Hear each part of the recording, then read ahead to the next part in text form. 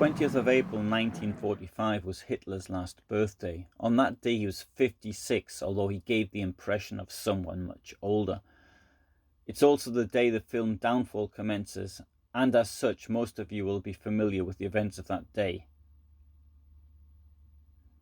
Whereas I cannot compete with such a brilliant film, I can add to some of the details shown in that production. Hitler slept at very unconventional times, and his rhythm of life was forced onto those around him, with conferences taking place at night. His conferences got later and later, and Albert Speer noted in his memoirs that the joke was if they got any later, then they would be at a time suitable for any early riser. The events of the 19th of April 1945 did not bode well. In the late afternoon of that day, 2 Soviet columns broke through German lines at Müncheberg due east of Berlin and at Wriezen to the north. There was nothing to stop them. The German commanding officer, General Heinrici, admitted that the battle was about to be decided.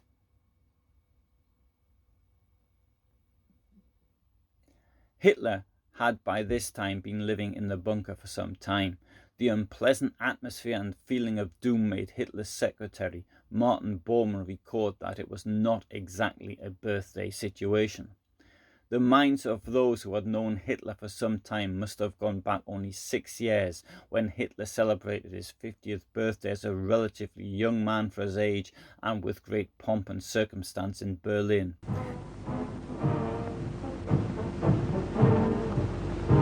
Das Ständchen der Leibstandarte eröffnet am Geburtstagsmorgen den Reigen der Gratulanten.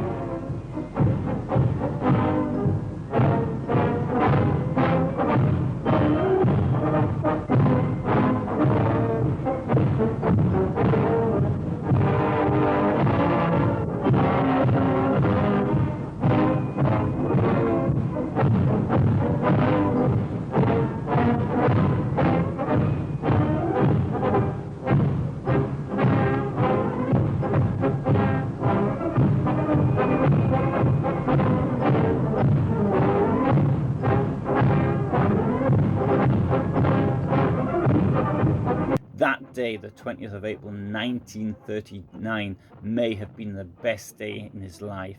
It was a national holiday. Huge crowds turned out to meet him in Berlin, although Hitler did have to stand with his arm outstretched in a Nazi salute for 6 hours as the parade passed him by. One imagines that his thoughts turned to that day only 6 years previously, to the mess he now found himself in, and which he alone had caused, although naturally he blamed others. At 50, Hitler had been young for his age. By the time he was 56, it was as though he was 20 years older. As far as Hitler was concerned, as he went to bed more or less at dawn, birthday greetings could be expected at midnight. He had asked his staff to refrain from ceremony, but a number of people gathered, and as they were there, Eva Braun persuaded him to greet the staff. Karl Sauer, Chief of Staff to Armaments Minister Albert Speer, brought a present of a scale model of a mortar. Hitler, seemingly realizing without admitting that Berlin was lost, discussed with Joseph Goebbels and Robert Ley about his determination to defend the Alpine Redoubt and Bohemia Moravia to the south, and Norway to the north. What's important about this discussion is that it shows that Hitler was still unsure about what he was going to do. After the formal part of the meeting, he went back to his rooms where he had some tea with Eva Braun before retiring to bed. Around midday, his valet Linger woke him up to let him know that General Bergdorf was there to say that the Red Army had broken through at Spremberg. Hitler does not appear to have been too bothered, as he told Linger that he wanted to sleep another hour as he had not slept all night. On the 20th of April 1945, there was constant bombing by the USAAF and RAF. In the film Downfall, we see Hitler furious about the Soviet artillery attacks, although perhaps Hitler was a bit more subdued in real life. His personal doctor, Theodor Morell, gave him a glucose injection whilst Hitler played with one of the puppies of his dog Blondie. He ate a silent lunch with Eva Braun and his secretaries Johanna Wolf and Christa Schroeder. After lunch, they all went to see an architectural model of Linz, and he showed them the location of the apartment where he had lived with his mother. Hello and welcome from Berlin, and in this video I'm going to show you where Hitler's chancery was and what a big building it was too. But first, a little bit of location. So this here is Vossstrasse and this is Ebertstrasse, this road along here, formerly called Hermann Göring Strasse. And you see where this building is here, just behind the front of that was where the wall was. So that building is what, a few centimeters inside former East Germany. If we go down there, we've got the Brandenburg Gate on the right hand side, we've got the monument to the Holocaust, and if I turn around here we've got Potsdamer Platz. Now I remember being here in the 80s, this was all the dead zone of East Germany, and there was a place at Potsdamer's Platz that sort of stuck out like a triangle into West Berlin, and the wall was put behind it, but there were big warnings up not to go into it as it was East German territory and something unpleasant could potentially happen to you if you actually went there. So look at that, from being a wasteland, literally. But there was a place on the west, or two places on the western side where you could actually go up the stairs and have a look over into the east. Anyway, so now I'll come back into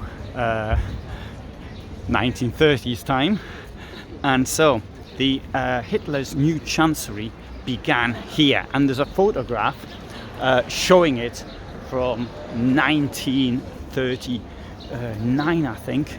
Now, the German Reich had a government building, a chancery was on Wilhelmstrasse, which is down here, and Hitler decided that it was all right for a soap company, but it wasn't good enough for him. What he wanted was something that would absolutely show off the might of his Reich, and so therefore he wanted a big, enormous palace in which he could then amaze foreign delegations. As you can see, nothing of it is left today. Hitler had followed very closely its construction as he fancied himself as an architect. He had given orders as to specifics on how it should be built. On the 20th of April 1945, he went into the Chancellery for the very last time with his adjutant, Julius Schaub. These two photographs are possibly the last two photographs ever taken of him. Der Führer empfängt in seinem Hauptquartier den Reichsjugendführer Axmann mit einer Abordnung von 20 Hitlerjungen, die sich bei der Verteidigung ihrer Heimat besonders bewährt haben und dafür mit dem Eisernen Kreuz ausgezeichnet wurden. Mit diesen 20 Jungen ist vor dem Führer symbolisch die deutsche Jugend angetreten, die als treuer Helfer unserer Soldaten und des Volkssturms mutig und unerschrocken im höchsten Einsatz steht. Der Führer lässt sich von den Jungen ihre Erlebnisse schildern. Later, he went to the garden where he greeted and decorated a line of Hitler Youth. This film is often said to be from this day, but it was not, as it had appeared on the Deutsche Wochenschau 1 month earlier. Hitler apologized for not being able to speak very loudly, but he did promise victory. Sometime around 1600 hours he went back into the bunker, never to step out of it again in his life. The main conference was to be held in the early evening, just before some ministers were able to say happy birthday to him. Field Marshal Keitel suggests that Hitler ought to consider departing. Hitler responded, "Keitel, I know what I want. I'm going to fight in front of Berlin, fight in Berlin, fight behind Berlin." The conference must have been a really sorry affair.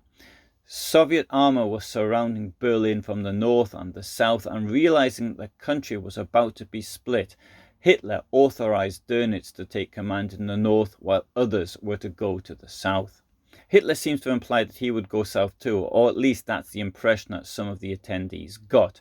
Bormann had already launched Operation Seraglio, which was to transfer some personnel and documents to the south. I have described Seraglio in another video. By the time of the Hitler conference, however, the documentation which was to go south had already been packed and was on its way to the 4 airfields from whence it would depart. Goering had piles of his own stolen property hidden near Potsdam and asked for permission to leave for Berchtesgaden using Wehrmacht and Luftwaffe personnel, who possibly could have been better deployed in military or evacuation duties. However, Goering needed them to transport his booty, and as far as he was concerned, that was more important. There was a birthday party for Hitler. Eva Braun arranged it. There was champagne and food, but Hitler did not feel up to it, so he gave it a miss. There was a record player playing the one record they had available, the 1929 hit Blütenrote Rosen by Osten Eggen and Marek Weber. Hitler's secretary, Traudl Junge, went to the party, but she was unable to forget what was going on around them. "It was horrible," she wrote. "After a short while I couldn't stand it anymore and went back to bed." At around 2200 hours, the RAF started yet another bombing raid. Hitler called his secretaries Johanna Wolf and Christa Schroeder to his private quarters. He suggested that they leave. Martin Bormann would fill them in on the details. He said that he would follow them down in a few days' time. They went away to pack, but Hitler telephoned them and said that there's no way a car could get through and they would have to fly out in the morning. Hitler must have known that a daylight flight was considered just about impossible in the circumstances.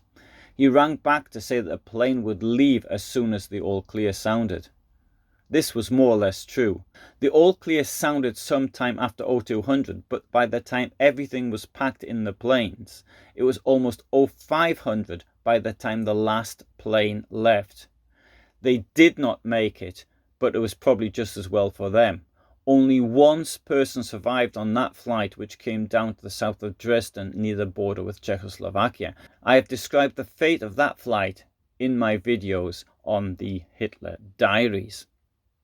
250 kilometers to the south, Field Marshal Friedrich Schörner had considerable success in blunting the Soviet attack in the Battle of Bautzen and inflicting on the Kremlin its most serious defeat for the next 77 years. Nonetheless, in other areas the Red Army advance continued. To the south of Berlin, a gap had appeared between the 4th Panzer and 9th Army.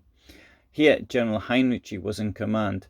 Hitler ordered him to attack in order to close this gap. General Heinrici requested pulling back the 9th Army's right flank to stop it being encircled.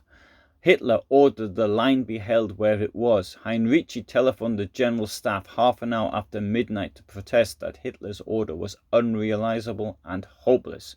"I ought to declare, Mein Führer, as the order is against your interest, I request that you relieve me of my command. Then I can go into battle as an ordinary Volkssturm man with a gun in my hand."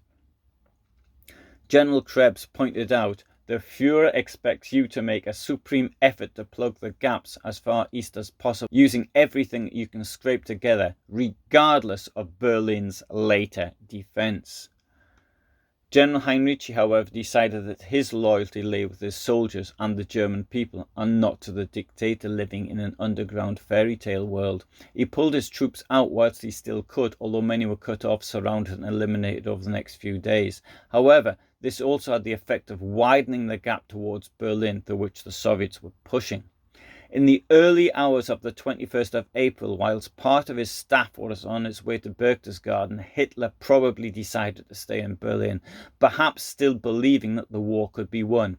Speaking to his 2 remaining secretaries, Traudl Junge and Gerda Daranowski, he said, "I must force a decision here in Berlin or go down fighting." In code, Bormann cabled Berchtesgaden with Hitler's decision. The last birthday situation conference brought the news that gaps in the German line in Spreewald to the south of Berlin were bigger than before. Hitler blamed the army for this betrayal.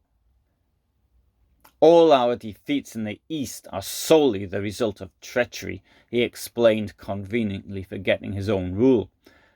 At around 0100, he dismissed the two stenographers, Kurt Preschel and Hans Jonuschat, so that they could fly south. Walter Hevel, representing the Foreign Office, appeared and suggested that it was time to seek a diplomatic solution. "When I'm dead, you'll have more than enough politics to contend with," Hitler replied. The all clear sounded around 0200 on the morning of the 21st of April 1945. Hitler's staff hurried to the 4 airfields for the journey to Einring, the closest airstrip to Berchtesgaden. Of the 10 planes that left Berlin, 9 arrived. They left Hitler in a diminishing circle still in Berlin, determined to end their lives and the lives of tens of thousands of others in the ruins of the capital of Germany. I hope you found that interesting. My specialist area is Second World War, and in particular the Holocaust. I upload every Friday at 2000 hours Central European time. I'm currently in Germany, but I do videos from Germany and Poland. So if that's the sort of thing interests you, then you may want to subscribe. All the best from me for the moment.